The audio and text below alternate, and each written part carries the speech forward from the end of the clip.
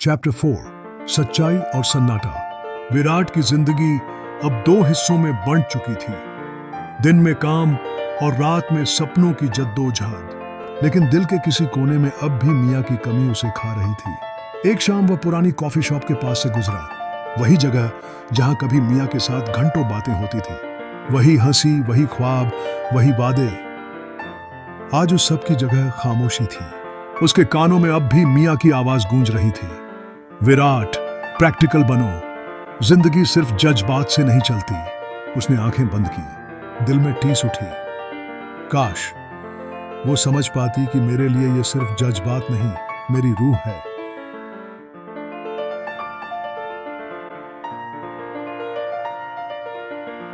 इस बीच अक्षय अब बड़ा आदमी बन चुका था।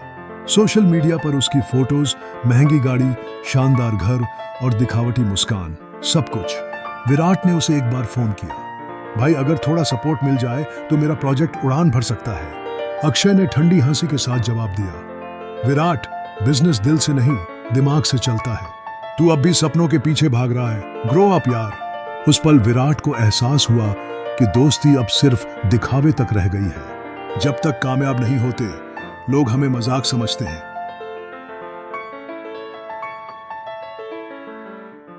विराट के माता पिता अब और चिंतित रहने लगे। पापा अक्सर गुस्से में कहते, समय बर्बाद मत कर, कुछ काम की सोच। लेकिन माँ चुपचाप उसका साथ देती। रात में उसके कमरे में आकर उसके सिर पर हाथ फेरती और कहती, मुझे अपने बेटे पर भरोसा है। शायद पूरा संसार तुझे ना माने, लेकिन तेरी माँ हमेशा तेरे साथ है। ये शब्द विराट की टूटी हुई हिम्मत को जोड़ देते। दिन गुजरते गए, असफलताएं बढ़ती गई। कभी इन्वेस्टर इनकार कर देता, कभी कोई दोस्त पीठ पीछे हंस देता। लोगों की बातें उसे और भी अकेला कर देती।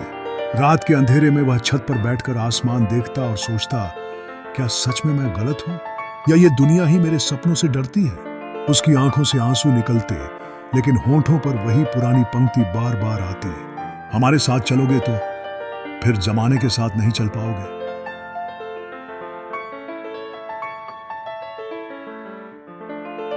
एक दिन अचानक मियाँ से मुलाकात हो गई। वह भी बदली हुई थी, चेहरे पर थकान, आंखों में अधूरी उम्मीद। वह बोली, विराट, तुम अब भी वही हो, अकेले लड़ते हुए।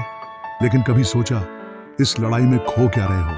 विराट कुछ पल चुप रहा, फिर बोला, हाँ खो रहा हूं, लेकिन अगर हार मान ली तो मैं खुद को खो दूंगा, और वो सबसे बड़ी हार होगी। मियाँ की आंखें भर आईं। उसने चाहा कि कुछ कहे, लेकिन चुपचाप चली गई। उस रात विराट देर तक खामोश बैठा रहा।